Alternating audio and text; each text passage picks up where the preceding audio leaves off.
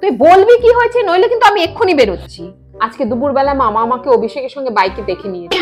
মামা মানে তোর ওই রাগী মামাটা? হ্যাঁ ওই মামাটাই। সেরেছে। তুই শিওর যে তোকে ভালো মতো দেখেছিল? দেখেছে, সামনে থেকে দেখেছে, এরকম করে দেখেছে। আজকে আমি শেষ। বাড়িতে আসবে, মাকে বলবে, বাবাকে বলবে, তারপর তিনজনে মিলে আমাকে গণধোলাই দেবে। তুই তাকিয়েছিলি? আমি সানগ্লাস পরা ছিলাম, ওই জন্য মামা বুঝতে পারেনি আমি মামাকে দেখেছি। ঠিক আছে, যখন বাড়িতে এসে সবাইকে বলবে তুই বলে দিবি তুই তো কোনো বন্ধুর সাথে ছিলি। কিভাবে বলবো? আমার কোনো বন্ধুর বাইক নেই, আর যদি থাকতো আমার মা বাবা মামা মিলে সব বের করে নিত। মা বেশি করে তো আমাকে শেষই করে ফেলবে আজকে। চিনিস তো সবাইকে। আজকেই আসবে, দেখবি আজকেই আসবে। শোন, অত চিন্তা করার কোনো ব্যাপার নেই, এইরকম ঘটনা আমার সাথে ঘটতেই থাকে।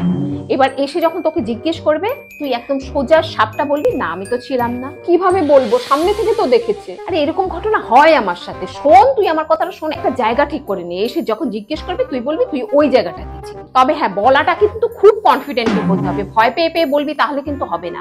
একদম কনফিডেন্টলি বলবি যে না আমি তো ছিলাম না, আমি কোথায়। কিছুতেই শিখো মানে তুই যে মিথ্যে বলছিস সেটা যেন কিছুতেই বুঝতে না পারে। বারবার বারবার যতবার জিজ্ঞেস করবে ততবার কনফিডেন্টলি না না না বলে যাবি। তোর মামা নিজে চিন্তা করে যাবে, ভাববে কি আমি কি সত্যি দেখেছিলাম। মালতী, দরজাটা খোল। আরে মামা চলে এসছে অলরেডি। প্রিয়াঙ্কা কি ঘরে? এইদিকেই আসছে, এই ঘরে। দরজা খোল, দরজা খোল। খুলছি দরজা খুলছি, কিন্তু একটু ভয় পাবি না। একদম সুন্দরভাবে বলবি, না না না বলে যাবি। একদম শেষ, কেউ বাঁচাতে পারবে না।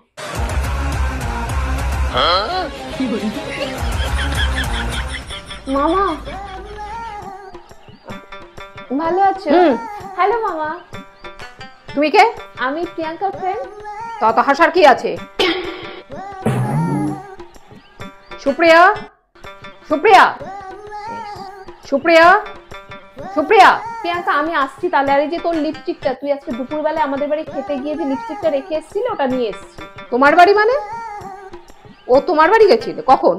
হ্যাঁ, ও তো সকাল থেকে দুপুর অব্দি আমাদের বাড়িতেই ছিল। মা আসলে আজকে চিংড়ি মাছের মালাইকারি করেছিল, তো ও তো চিংড়ি মাছের মালাইকারি খেতে খুব ভালোবাসে, তাই জন্য আমরা একসঙ্গে খেয়েছি, খুব এনজয় করেছি। বল প্রিয়াঙ্কা? হ্যাঁ, আমরা তো খুব এনজয় করেছি। এটা তো সম্ভব নয়। ওকে আমি দেখেছি আজকে একটা ছেলের সাথে বাইকে করে দুপুরে। ছেলের বাইকে? কোন ছেলে? আমি তো ওদের বাড়িতেই ছিলাম মামা। ও তো আমাদের বাড়িতেই ছিল, চিংড়ি মাছের মালাইকারি দিয়ে খাওয়ার জন্য গেছিল। না না, আমি ওকেই দেখেছি। আমাকে? এটা কিভাবে পসিবল? এটা কিভাবে সম্ভব? তাহলে কি আমি তুমি কোনো ছেলের সঙ্গে ছিলে না? না মামা, আমি কারোর সঙ্গে ছিলাম না, আমি ওদের বাড়িতেই ছিলাম। আমি কোনোদিন তোমাকে মিথ্যে কথা বলেছি? তোমাকে তো বলি ওই জন্য সবসময় চশমাটা পরতে। তুমি নিশ্চয়ই চশমা পরোনি। এত বড় মিথ্যে কথা বলার সাহস নেই। চশমা তো পরাই ছিলাম। কোনোদিন তোমায় মিথ্যে কথা বলেছি? তাহলে কি আমি ভুল দেখলাম? হ্যাঁ। ঠিক আছে মা, ঠিক আছে, রাগ করিস না। হ্যাঁ, বয়স হয়েছে তো অনেক সময় বুঝতে পারি না, এদিক ওদিক হয়ে যায়। ঠিক আছে মামা, ওরকম তো হয়েই থাকে। মার সাথে দেখা করে যাও। না না, থাক থাক, মাকে ডাকতে হবে না। আমি যাচ্ছিলাম এদিক দিয়ে, ভাবলাম একটু দেখা করে যাই। আরে এসছো যখন মার সাথে দেখা করে যাও। মা এসো, মামা এসছে। ভালো আছিস দাদা? হ্যাঁ হ্যাঁ ভালো আছি। বাড়ির সবাই ভালো আছে তো?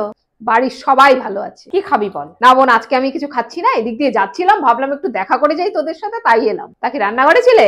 হ্যাঁ রান্নাঘরে ছিলাম। আর বলিস না দাদা, আজকে যা কাজের চাপ পড়েছে আমার। প্রিয়াঙ্কার বাবা জেদ করেছে যে আজকে ওই চিংড়ি মাছের মালাইকারি খাবে। প্রিয়াঙ্কা তো চিংড়ি মাছ খায় না, কারণ ওর চিংড়ি মাছে অ্যালার্জি আছে। প্রিয়াঙ্কা তো চিংড়ি মাছ খায় না, কারণ ওর চিংড়ি মাছে অ্যালার্জি আছে। প্রিয়াঙ্কা তো চিংড়ি মাছ খায় না, কারণ ওর চিংড়ি মাছে অ্যালার্জি আছে। ওটা চিংড়ির মালাইকারি না, ইলিশ ভাপা। ইলিশ ভাপা বলার কথা ছিল।